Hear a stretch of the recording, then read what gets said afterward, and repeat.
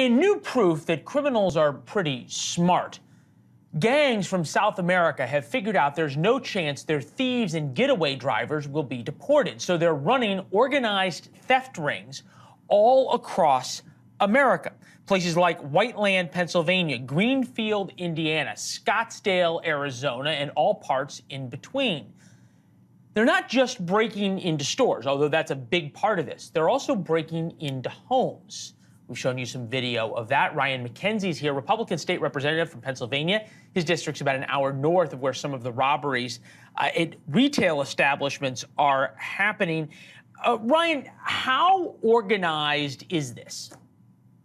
Yeah, so what we're starting to see is a greater frequency of this type of activity. And the ones that you particularly mentioned in Chester County, the retail theft that recently occurred, those were organized crime rings. And so we've seen organized retail theft for years, but now it's coming particularly from illegal immigrants, and in this case, South American individuals who were in organized criminal activity. How much of this is a responsibility of the state to deal with? How much of it is possible for you all to take a crack at? Yeah, so first and foremost, immigration and policies that lead to this type of activity are at the federal government level. So the blame needs to be placed squarely at their feet for the open border and the hundreds of thousands of people that are coming in to our country illegally every single month.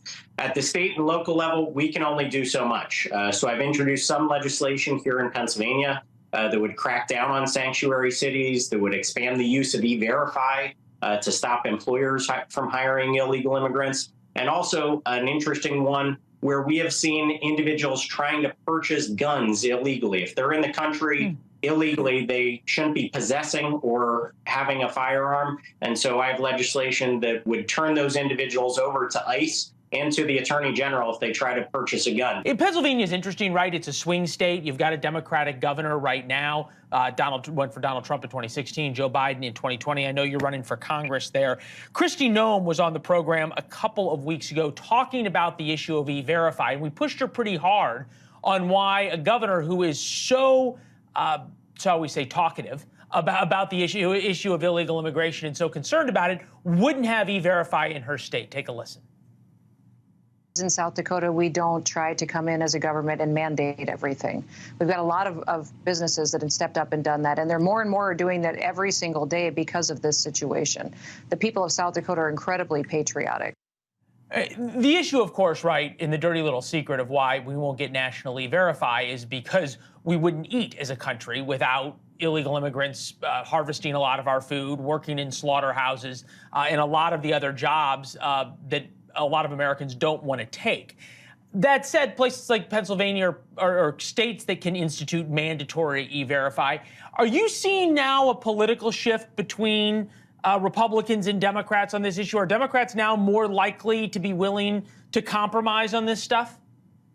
Yeah, so let me say two things. First of all, I want to push back on that narrative that there are jobs that Americans won't take. There are very few jobs when you actually look at the data from the Department of Labor. There are very few jobs that have a majority of an immigrant population. So I think we should kind of dispel that myth. I think what we need to do is expand E-Verify. And so a number of years ago, both union and non-union stakeholders here in Pennsylvania came to me and said, we have a problem with illegal immigrants taking jobs in the construction industry.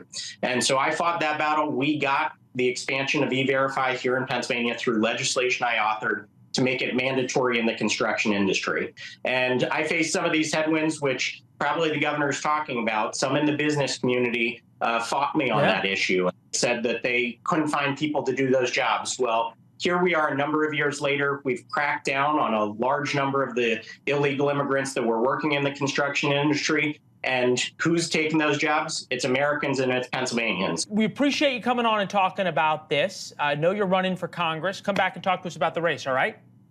Well, thank you very much, Leland. It's an important issue, so I'm glad you're covering it. Thanks for having me. Thank you.